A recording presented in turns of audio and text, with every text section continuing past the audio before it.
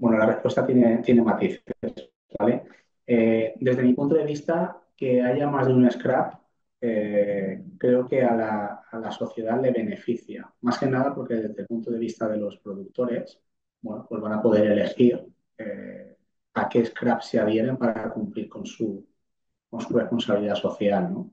Esto también hará que los scraps pues tengan que de alguna forma espabilarse, ¿no? Por incrementar su eficiencia y reducir sus costes, dando pues, la máxima productividad y el máximo resultado, con el fin de ser atractivos. Si no, bueno, si hubiese un monopolio, como los ha habido y los hay todavía aquí en España, pues bueno, pues siempre queda la duda de si se puede hacer mejor, ¿no? Entonces, eh, desde mi punto de vista, para responder a tu pregunta, estoy totalmente a favor de que haya más de un scrap. ¿Qué ocurre? Y ahí es el matiz que quería trasladarte. Eh, sí que estoy a favor de que haya más de un scrap, pero con acuerdos entre ellos, con el fin de establecerse sinergias que al final van a repercutir a la ciudadanía y a los adheridos principalmente.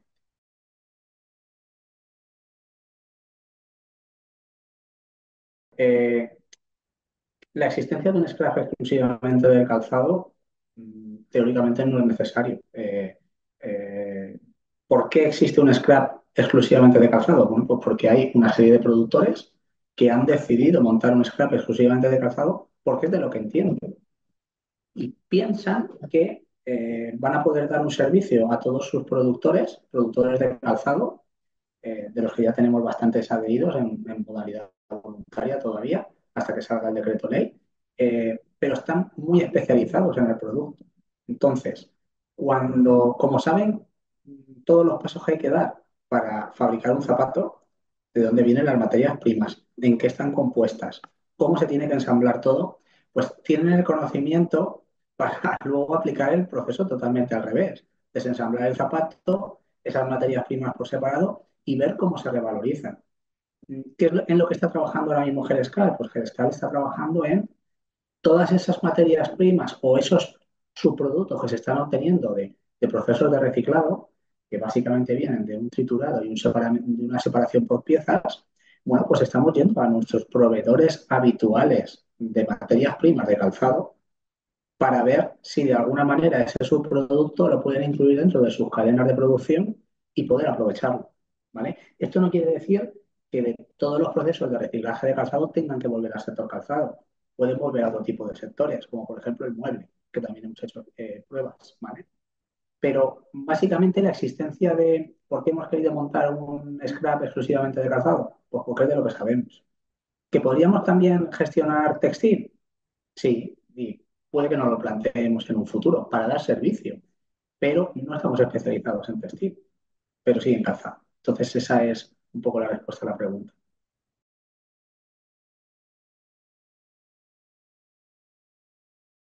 Bueno, Refashion fue la primera visita que hicimos cuando decidimos montar el escate calzado, Gerescal, precisamente por lo que acabas de comentar, ¿no? Es el referente en Europa porque llevan ya 10 años funcionando, ¿vale?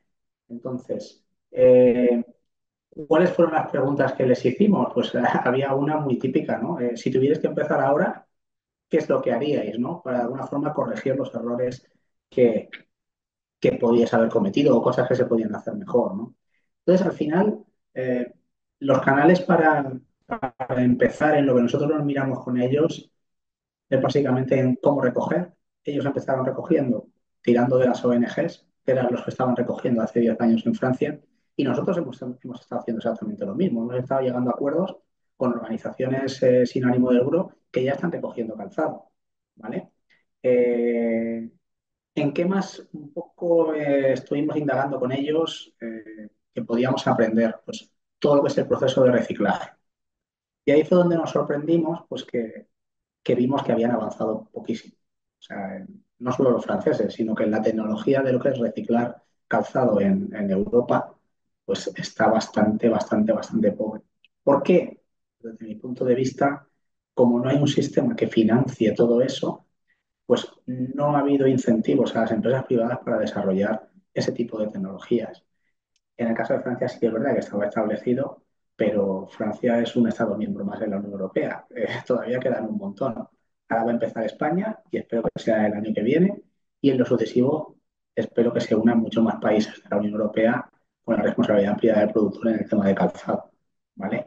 Cuando eso ocurra, pues esas iniciativas que van a dar una solución a qué se hace con un zapato cuando ha terminado su vida útil, pues empezarán a surgir. ¿Por qué? Porque va a haber un scrap que pague por todo eso a esas empresas privadas.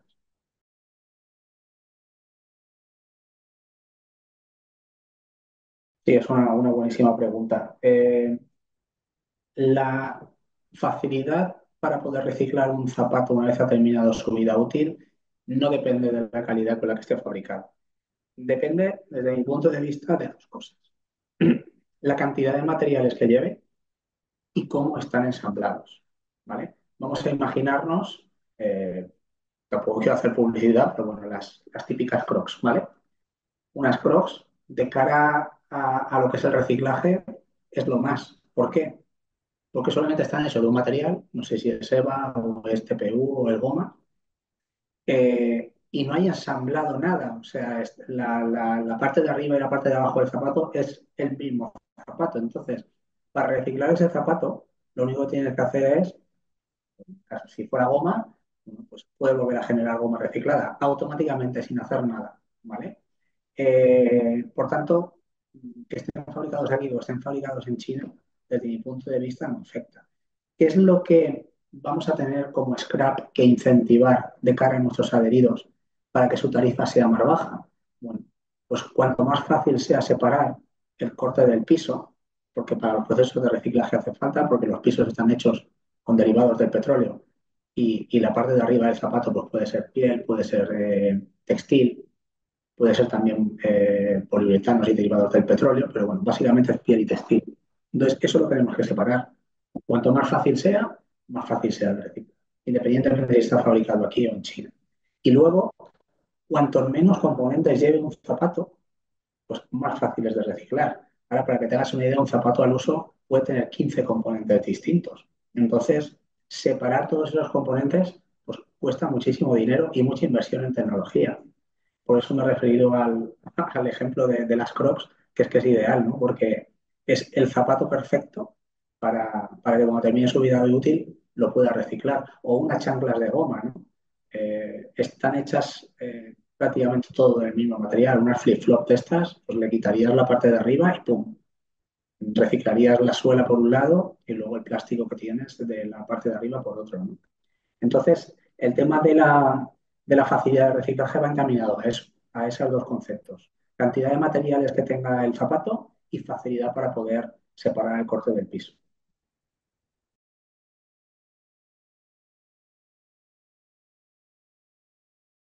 El borrador todavía no me lo he podido leer entero, sí que me he leído algunas partes, ¿vale? Como bien dices, salió hace 2 semanas, nuestro departamento jurídico ya lo está revisando para poder adaptar todas las acciones que estamos encaminando a ese borrador, porque entendemos que va a haber muy pocas variaciones de cara al decreto ley. Eh, Cuando nosotros le decimos a un productor que para cumplir con su responsabilidad ampliada debe adherirse a Redescal, a un producto de calzado, cualquier marca que os imaginéis, nos tiene que declarar pares de zapatos, ¿vale? ¿Qué es lo que hemos hecho en Redescal? Es decir, bueno, pues no es lo mismo que usted fabrique zapato de niño que fabrique botas camperas. Entonces, lo que hemos hecho es facilitar a los adheridos que puedan hacer su declaración en función de la tipología del calzado. Y, evidentemente, la tipología del calzado va adherido al peso. ¿Por qué? Porque al final la declaración de tus adheridos te la van a hacer en pares, pero la información que tú vas a darle a la administración se la vas a tener que dar en toneladas. Entonces, vamos a tener que establecer una relación entre los pares que declaran nuestros adheridos y la cantidad en toneladas que transmitimos a la administración. El peso medio de un par de zapatos a día de hoy lo tenemos calculado en 650 gramos, ¿vale? Teniendo en cuenta que hay botas que pesan casi 1 kilo o puede ir un poquito más, y luego pues hay sandalias y zapatos de niño que están por debajo de los 250 gramos, ¿vale? Entonces lo que vamos a hacer nosotros es darle la facilidad al adherido de que diga, mira, pues yo para hacer mi declaración y poder cumplir con la legislación, he puesto en el mercado 300.000 pares de sandalias y 150.000 pares de botas altas.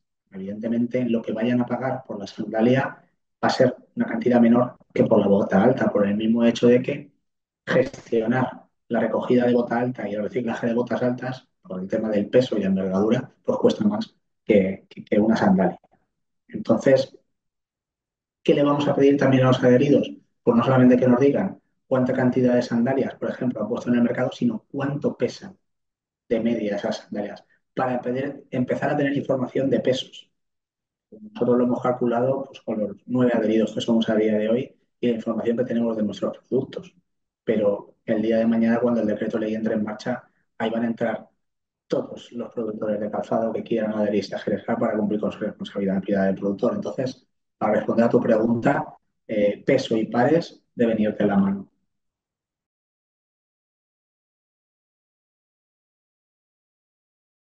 Hay una cosa que GERESCAR considera fundamental y voy a poneros el ejemplo de un envase.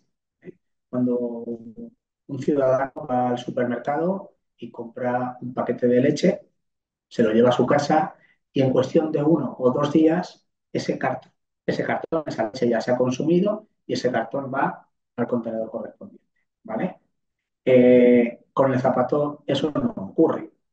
Una persona va a comprar un par de zapatos a una tienda y ¿cuánto tiempo va a tardar en que ese zapato termine en el contenedor correspondiente para su reciclaje? Bueno, pues nosotros a la administración le hemos presentado estudios que ese periodo va entre 3 y 5 años. Y bueno, con la gente que tenga zapatos en su casa 10 o los tenga uno. En el caso de los niños, por ejemplo, ya sabemos que revientan los zapatos, ¿no? Y enseguida tienen que ir al reciclaje. Pero de media tenemos entre 3 y 5 años. Entonces, ¿qué le pediría a GERESCAR a la administración?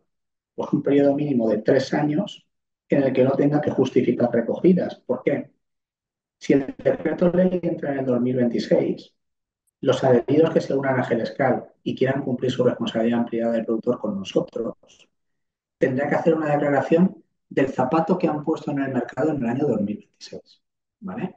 Bien, pues GERESCAR cobrará un dinero para gestionar esa recogida y ese reciclaje, pero claro, esos zapatos entendemos que no van a ir a los contenedores hasta por lo menos 3 años después.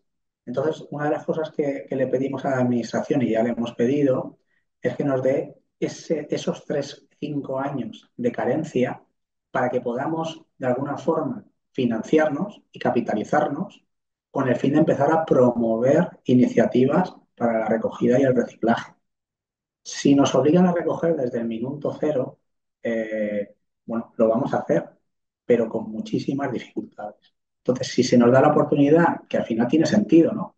Si a mí el productor ha pagado por un zapato que se ha puesto en el mercado en el 2026, bueno, yo no tengo que recoger ese zapato hasta 3, 4 o 5 años después, porque lo normal no es que ese zapato acabe en un contenedor a los 6 meses o al año. Por los estudios que tenemos, que nos han hecho, en este caso nos lo ha hecho INESCOP, el centro de investigación de calzado que hay aquí en la provincia de Alicante, y la durabilidad media de un par de zapatos es de 3 a 5 años. Entonces, esa es una de las cosas que le pediríamos, porque nos daría mucha tranquilidad para poder empezar a capitalizarnos y a poder empezar a diseñar una gestión ya con una claridad muy potente que ahora mismo no tenemos, porque ahora mismo no tenemos financiación. Pero cuando haya dinero en las cuentas, pues ya de cara a las subcontratas que empieces a hablar con ellas para gestionar el calzado, pues ya vas de otra manera. Y ya vas empezando también a proporcionar datos. Pues mira, he podido conseguir recoger tantas toneladas en esta zona, en esta zona, en esta zona. Y empezar a establecer un poco el sistema de todo lo que es el funcionamiento del scrap, con unos tiempos escalados. Si se obliga a hacer desde el principio, pues se va a hacer, pero no va a ser igual de eficiente.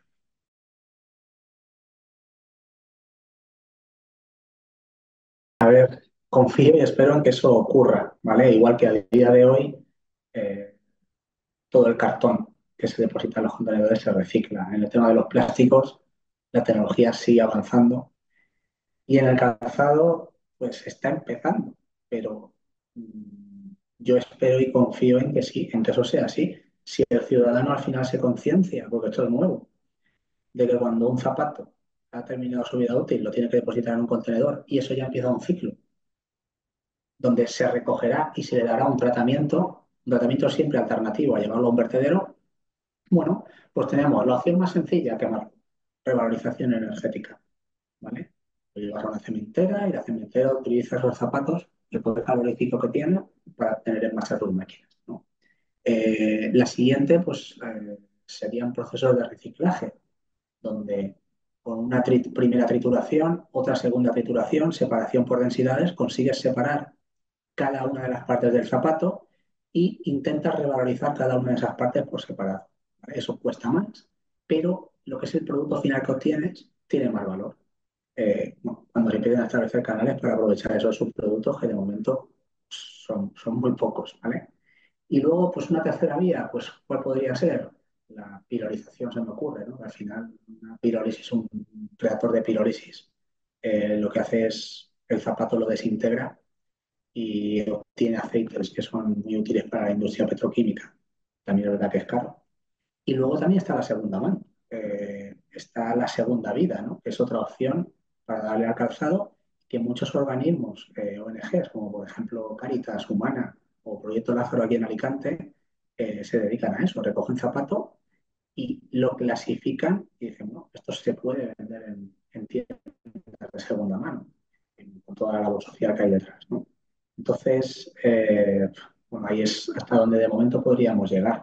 El futuro, pues espero que la tecnología, como va a haber entidades que lo paguen, porque GLSCAD es una entidad sin ánimo de lucro, por normativa gubernamental, pero todas las empresas que subcontrate, eso son empresas privadas, con un lucro totalmente lícito. Entonces espero y confío en que las iniciativas para dar solución a todo el problema del reciclaje del calzado empiecen a surgir y empiecen a moverse la investigación y al final se acabe reciclando el 100% del zapato que se pone en el mercado.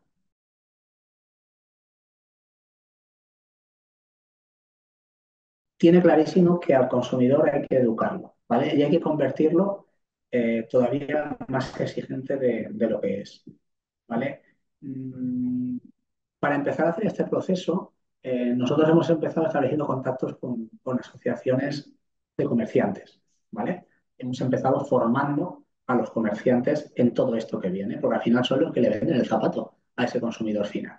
Entonces, ¿qué les hemos dicho? Bueno, les hemos dicho, señores, a partir del año que viene, eh, todos los proveedores que tengan ustedes que les vendan zapatos para que ustedes se los vendan al consumidor final, tienen que estar adheridos con Scrap. Ustedes tienen que exigir a sus proveedores que si no se adhieren a un Scrap, están incumpliendo la ley. Me da igual que sea GESCAL o cual sea, que se adhieran a uno. ¿Para qué? Para que de esa manera lo que es la financiación necesaria para que se pueda poner en marcha todo el flujo de reciclaje se ve, o sea, se pueda financiar todo eso con el dinero de los productores. Entonces, para formar al consumidor hemos empezado con los tenderos de las tiendas, con los minoristas, ¿vale? El siguiente paso, bueno, pues desde GESCAL tenemos intención de crear un logo donde podamos poner los expositores en las tiendas, lo puedan colgar ahí y de alguna forma con un código QR, pues el consumidor pueda leerlo y se le explique todo a lo que pues nosotros ya tenemos interiorizado porque nos estamos dedicando a esto, pero un consumidor es que no tienen ni idea de GDSCAL, ¿eso qué es? ¿Y por qué ahora voy a tener que pagar 10, 15 o 20 o 30 céntimos más por un par de zapatos? Bueno, pues hay que explicarle de alguna manera, y esa es la que se nos ha ocurrido a nosotros, que pues, está pagando un poquito más por el par de zapatos, porque al final, evidentemente, los productores que venden calzado en España van a repercutir este coste al consumidor final, ¿vale? Como ocurre con todo.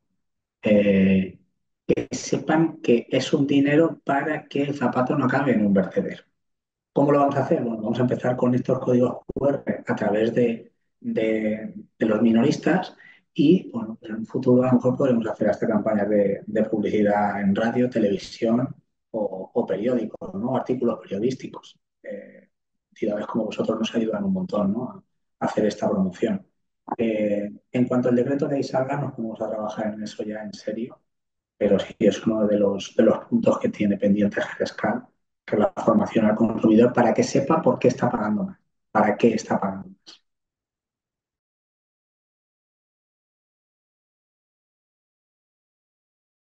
Eh, es que al final la moda es algo tan diferente porque cada scrap es un flujo distinto de residuo, ¿no? Y las recogidas son todas iguales. Bueno, todas iguales. Sí y no, porque vamos a imaginar el scrap de los neumáticos, ¿vale? Que ya lleva en España muchos años. Ahora tú tienes un coche y le vas a cambiar los neumáticos y no tienes más remedio que ir a un taller. Y en el taller te cambian los neumáticos. Los talleres están adheridos a los scraps y automáticamente cuando tienen una cantidad suficiente de neumáticos, pues llaman al scrap, el scrap les hace la recogida. Digamos que la centralización de la recogida de residuos está muy clara. Vale. En el caso del calzado, pues es muchísimo más complejo, porque a día de hoy el consumidor no va a una tienda de zapatos con el zapato viejo, ¿no? Para decir, bueno, voy a comprar uno nuevo, pues el viejo lo dejo, ¿no? Que sí que es verdad que hay muchas marcas que ya tienen puntos de recogida en las tiendas y dan promociones al consumidor. Deja aquí su zapato viejo y le hacemos un descuento para el nuevo, ¿no? Bueno, en lo que Genescal tiene que aprender de lo que ya hay establecido es en intentar imitar sistemas de recogida.